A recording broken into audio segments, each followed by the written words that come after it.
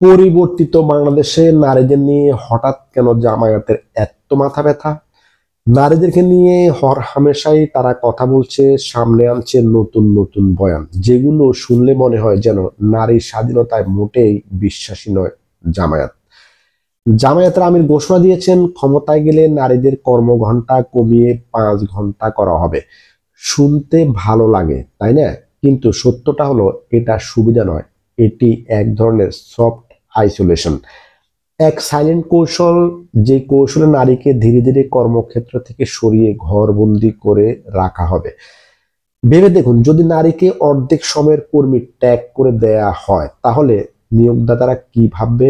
তারা ভাববে পুরুষ পুরো সময় দেবে, নারী দেবে অর্ধেক। ফলাফল, নারী হারাবে চাকরি, হারাবে সুযোগ, হারাবে আর্থিক স্বাধীনতা, আর কেউ তাদেরকে চাকরিতে নিয়োগ দেবে না।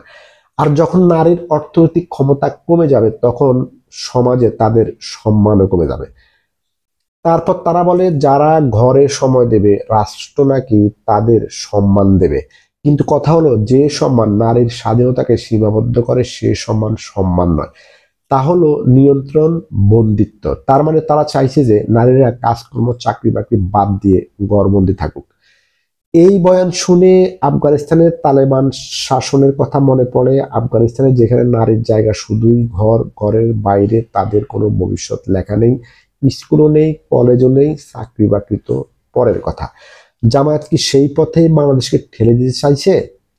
সম্মানিত দর্শক, আপনার মূল্যবান মতামত কমেন্টসে জানাতে ভুলবেন না, আর চ্যানেলটিকে সাবস্ক্রাইব করে সঙ্গেই থাকুন। দেখা হবে পরবর্তী ভিডিওতে। সেই পর্যন্ত সবাই ভালো থাকবেন। আল্লাহ হাফেজ।